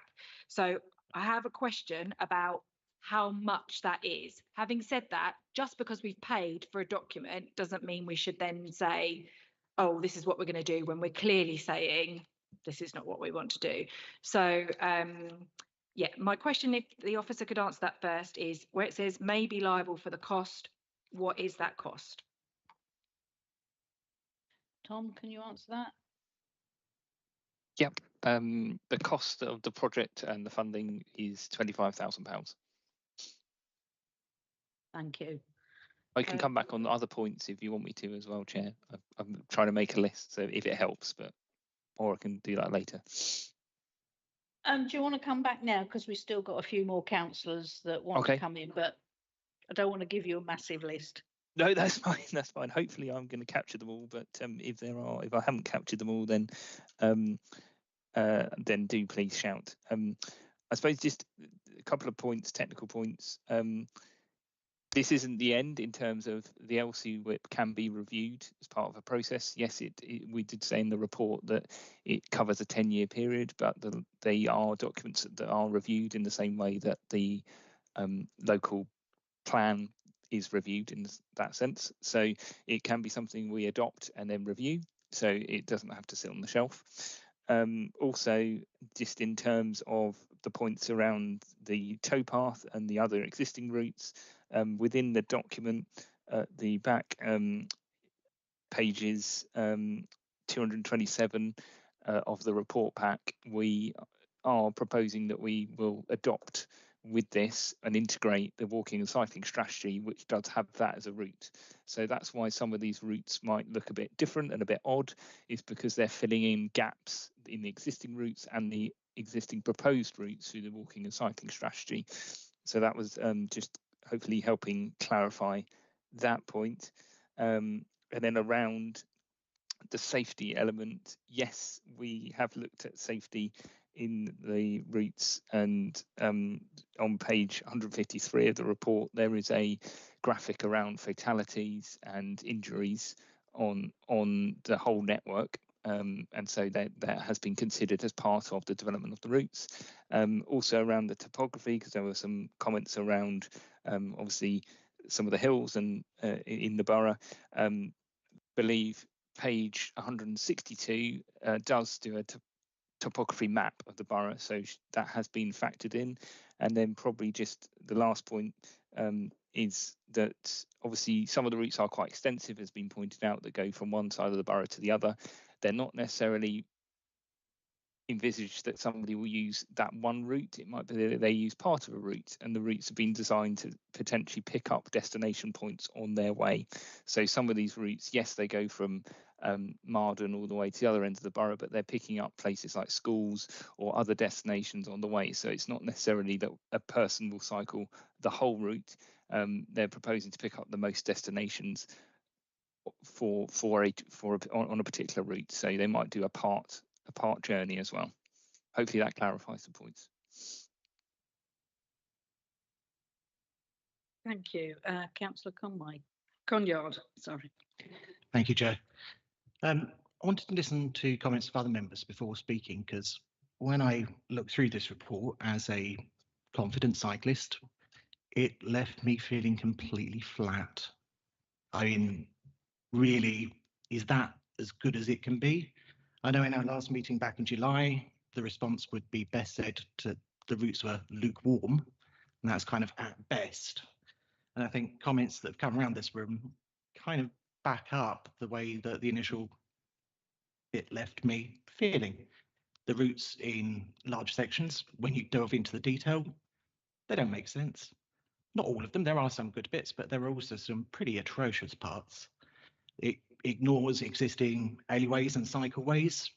There's a fantastic part of the Pendon Heath to Cornwallis cycle route that completely misses a 20-metre long alleyway and instead takes you all the way down Plains Avenue and across the A229. It's a fantastic junction that as a confident cyclist I would never want to actually cross within those. Obviously, as has been said, some of these are to fill in, some of these are not. I think my concern was about the liability of the cost, primarily because in July we were told, okay, we've got to get that consultation out there, but there is time to improve. We all appreciate that what was initially suggested on the routes weren't as best as they possibly could be, certainly didn't take into account some of the local knowledge that we as members all have, right down to the minutiae of the little back alleyways and routes that are available. It's now months later, they've come back. There are still major flaws over multiple routes within those, still ideas that I'm looking at and going, why? Has the person that's compiled this report ever visited this borough? Have they ever gone down this road at rush hour? If there were a named vote about putting cycle lanes on the A229 on Lewes Road, I think we would all have to worry about whether a good section of the residents of Cox Heath, Bolton, Montchelsea, Staplehurst, Marden would be chasing after us with shotguns because of the congestion it's likely to cause. This is a road that is hugely busy and has trouble with two buses passing along it at the same time. There's also the on-street parking for residents on the Lewes Road, which would have to be dug up to allow cycle rate lanes as per the suggestions. There, like I say, it's not all doom and gloom, and there are some smaller sections and smaller schemes that Councillor Field alluded to, and some smaller bits and pieces that could possibly be done going forward. But there is bad idea after bad idea after bad idea when you actually delve into the detail and look at the maps right down at that street level. So it is concerning. It is concerning that we were told back in July that our lukewarm response to saying this isn't good enough has come back with it is improved, but nowhere near enough. It is concerning that we now, in November, whilst we were not told in July, told we might be liable for the costs. Yes, it is £25,000. It is not a huge sum in terms of the overall budget, but who wants to waste £25,000 on what is a very, very restrictive budget? I guess the last part is, whilst we're being encouraged to go ahead, that's what we were encouraged to do last time, and those improvements haven't found their way to us yet.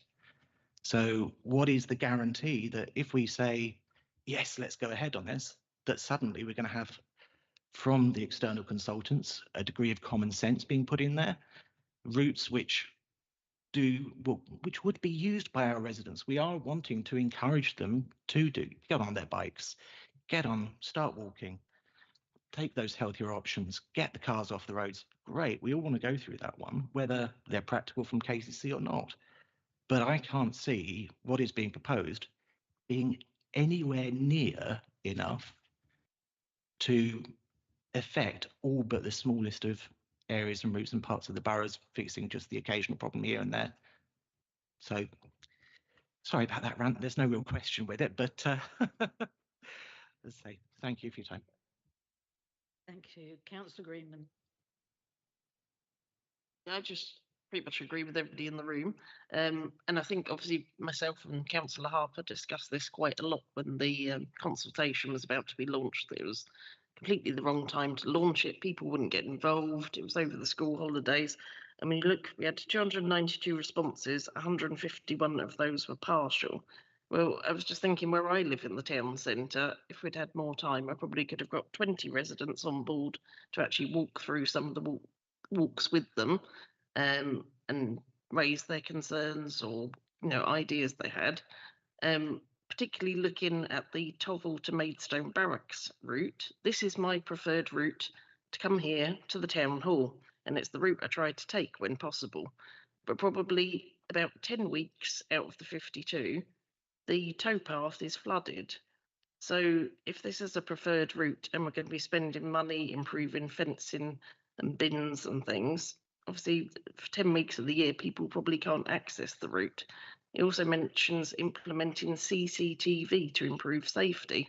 It is completely pitch black down there. Some of my friends think I'm slightly crazy for walking that way with a torch, but I don't know what CCTV would actually pick up because you literally cannot see anything when you're walking down that towpath at night. Thank you, Councillor Field. Who exactly is going to come looking for this £25,000 is my first question. Let's just say we Councillor Harper, you've had a couple of goes. We've got William who wanted to come in earlier. And I know Councillor Hayward wants to come in as well. So Councillor Hayward first, and then I'll take an officer, and then yeah. Does nobody know who's going to come looking for the £25,000 that we're also worried about? Since apparently we don't. Right, and yeah. Yeah, all right then. Yes, yeah. Please. I think that's my cue, Councillor Field. So, yeah, so the money has come from Active Travel England. It's been passed through via Kent County Council. So it's been provided to us on the basis that we spend it towards the LC whip document. It is purely to get us to stage 5 of the items in the report. So it will be Kent County Council and Active Travel England who will be the ones that we need to explain why we haven't decided to agree this, and they then need to decide whether or not we've met the requirements that require the spend, or whether or not we actually need to give the money back, or there's an agreement that can be reached about the future spend, and so I would see it more of a negotiation process rather than black and white. I think it's also a useful opportunity to perhaps talk a little bit more generally about financing, because and I'm being purely factual here for members. I'm read the room and so forth, but it's my job to actually provide some advice to members in that regard, and that is that yes, we're fully aware that there are difficulties at the moment with Kent County Council and delivery. It's something that members have referred to on various meetings, various committees, and various arenas. This is a 10-year document, and so we do need to be mindful of the fact that this is something which, 5 years down the line, we might be in quite a different situation in terms of applying for grants and finances to help with the delivery and implementation. The stage 6, which is referred to within the report. We could also use funding from the community infrastructure levy. That's something which we'll be asking this committee to consider fairly shortly in the new year. We could also potentially use Section 106 funding and use this to then the LCWIP to get into our future policies as well. I've kept it entirely factual, members, and hopefully I've answered Councillor Field's question as well. Thank you, Mark. And the reason I specifically wanted to know about 25k, I mean, I know it's not involved with this particular project, but last I heard, Kent County Council have got about 11 million quid of our money. So I think we've probably got the upper hand in that conversation, over 25 grand. That I don't think anybody's coming back for it. Also, jokes aside, I accept it's a living document, and I accept that this has been done in good faith by officers. But how much money are we going to spend over the next decade reviewing a unicorn? I know that it's grant money and all the rest of it. It's still public money. What is the point of publishing a unicorn to review it every couple of years, hire another consultant for £25,000 so that they can not visit the borough and fantasize about cyclists commuting up gradients in South Maidstone that, as members have said, Bradley Wiggins might enjoy, and so on and so forth? It's just an unending, useless document. And I do appreciate, Mr. Egerton, you absolutely present the facts. The same facts about strategic infrastructure and all the rest of it were given to me when I was the Parkwood ward member about the strategic development of the Senacre Technology College site, etc., etc. I've lived in Maidstone since 2003. Kent County Council haven't put in a new cycle lane in the town centre since I've lived here. I just don't understand why anybody would think that there's worth in this going forward. Thank you. Councillor Hayward first. All right, William. Yeah. Yes, just in terms of where we got to with the document, obviously hearing all the comments this evening, I think Mark alluded to it, but things change, don't they? Local government restructure, different organisations, things could look different in the future. The funding environment could look different.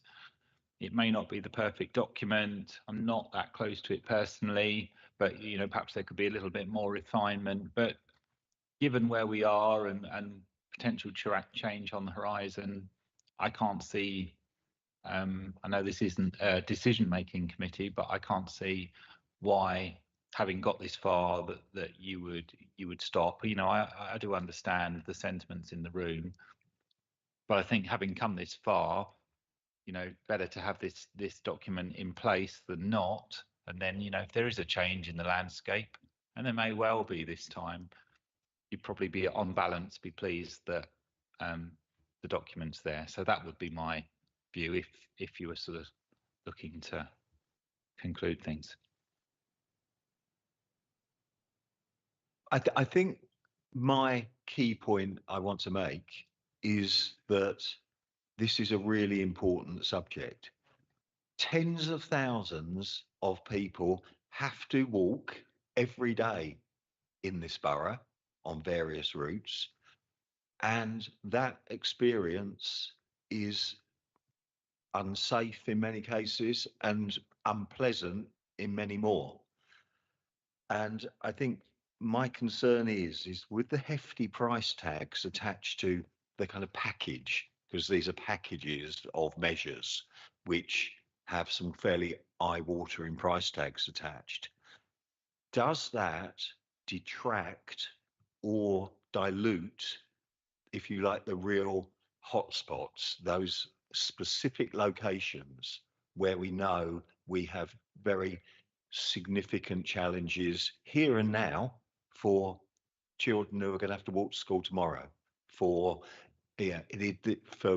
people who are walking to work tomorrow, for the people walking in and out of the town, for the people walking into Marden, for the people that walking up the Tunbridge Road and so on.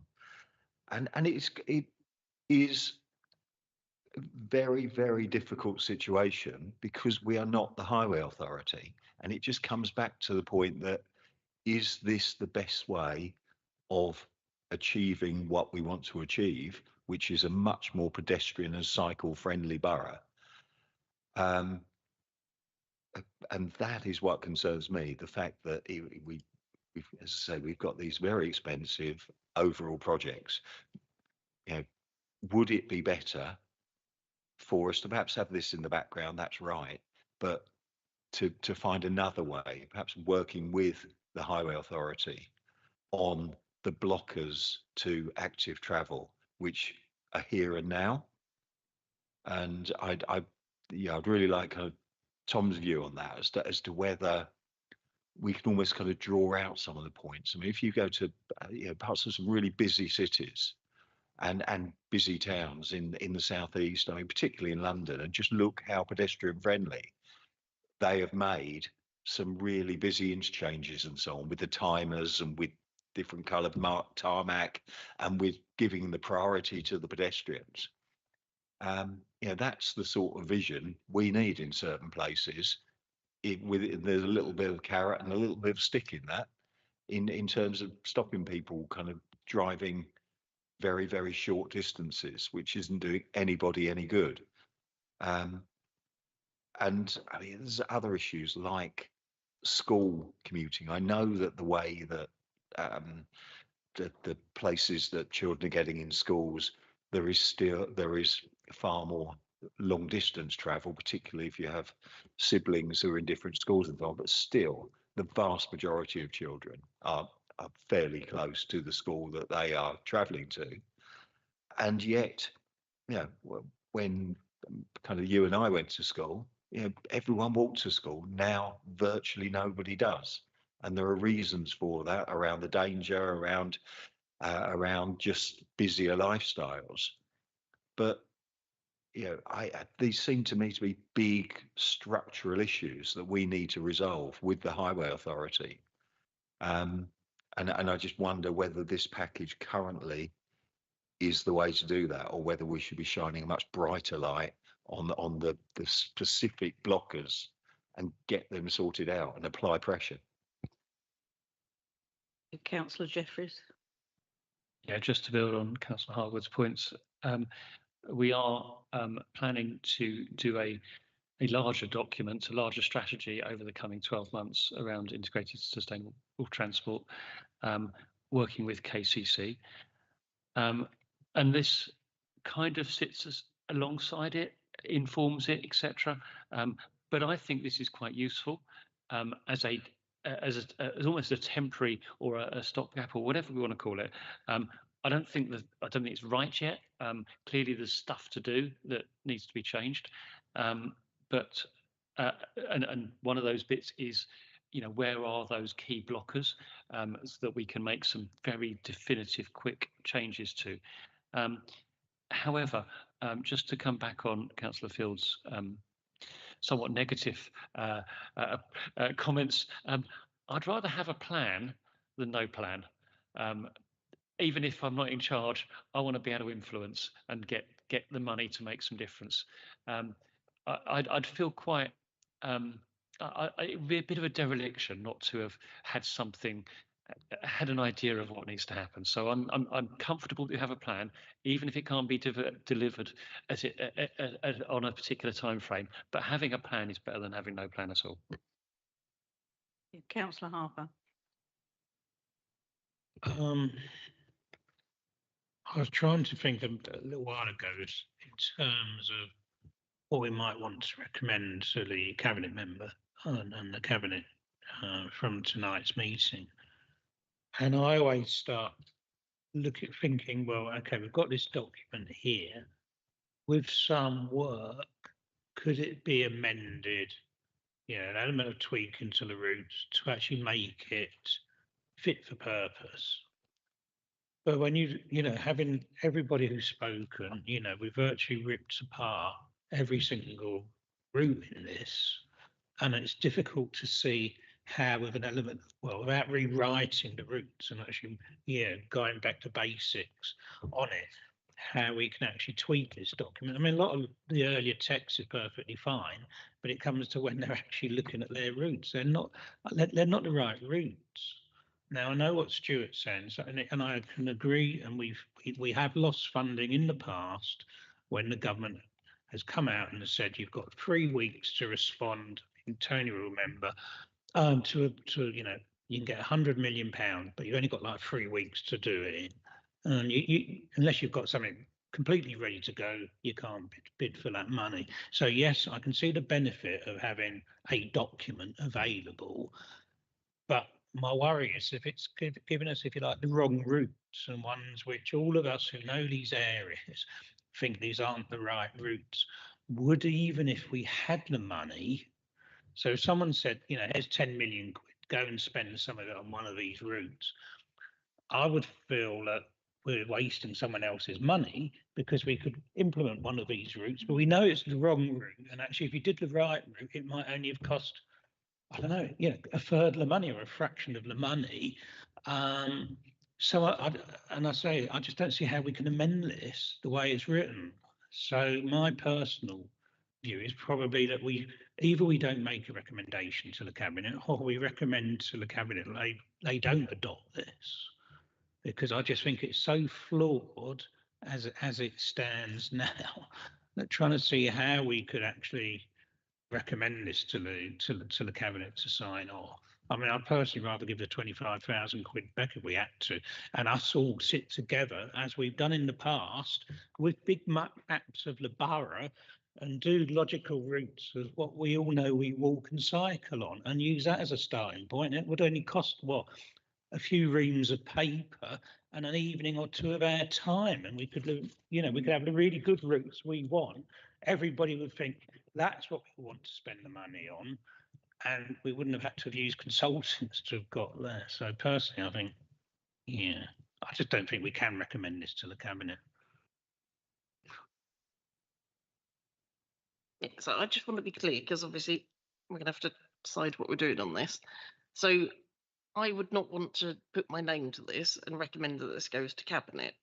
We were pushed to rush it through. We did a very short consultation. I feel residents haven't really had an opportunity to have their say. Councillors didn't have an opportunity to have their say. We then waited. We were expecting it at the last committee meeting, and the report wasn't ready. It's now gone forward in time, and I feel we're now being pushed and rushed to put this through so it feeds in something else. So I just want to have a realistic expectation of when is the latest we could go forward with whatever we go forward with.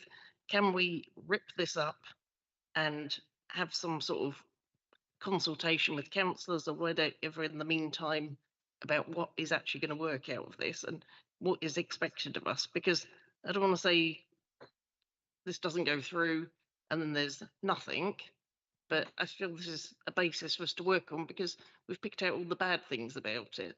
So if we can feed into that and say, this is wrong, but you could do this, I don't know how we move forward on this. Yes.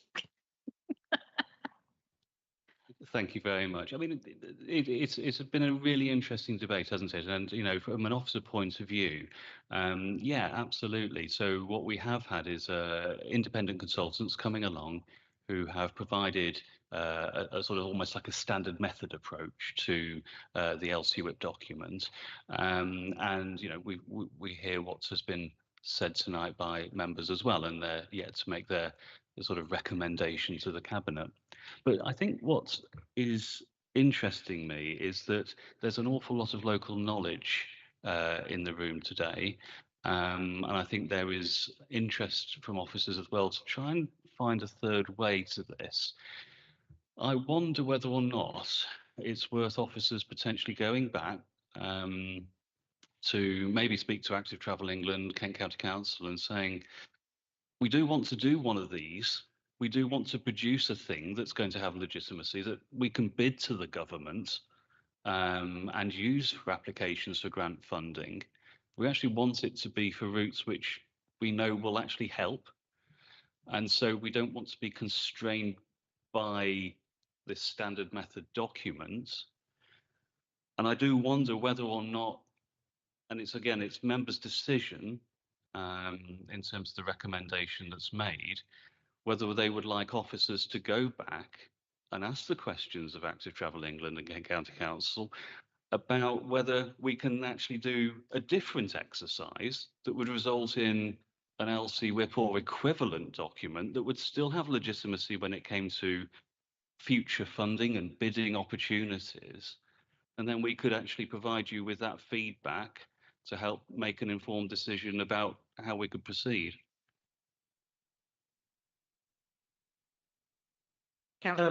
If we could, I think, Mark, that's a very good suggestion and a good way forward from where we are. Perhaps I'm looking to Cassie if somehow we can use what Mark's just said, because perhaps we need to have a 5-minute break to turn it into words for a motion we can put forward tonight and then make that recommendation to the cabinet member.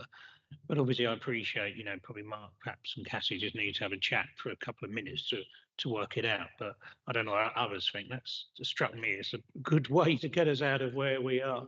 So perhaps, Chair, if we could have a 10-minute or 5-minute, 10-minute break for the officers to work up a form of wording.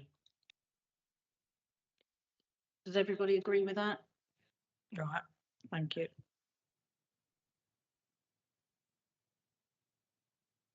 Yeah, 5 minutes, that should be.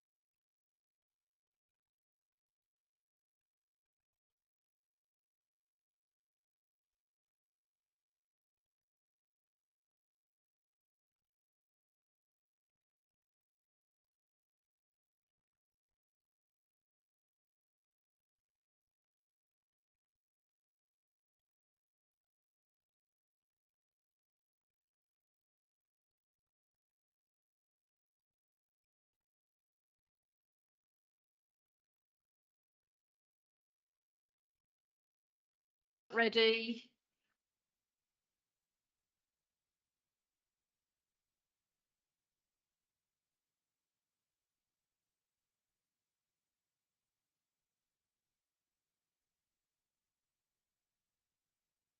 Right, thank you. We're reconvening. We have a draft for your agreement. I propose the draft, so, and then we just look for a seconder. Right, so to recommend to the Cabinet that officers go back to Kent County Council as Highway Authority and Active Travel England, noting serious concerns of this committee regarding the nature of the routes proposed through the LCWIP process, and to propose taking forward an alternative document that will allow Maidstone Borough Council to bid for future funding and deliver the walking and cycling routes that have local support. So do I have a seconder? And do we agree that? Thank you. Yeah, thank you very much. That is now the end of business. I wish you, yeah, it's getting cold in here. I wish you all a happy Christmas. Yeah, and take care out there on those roads. All right, thank you all for attending. Take care, bye.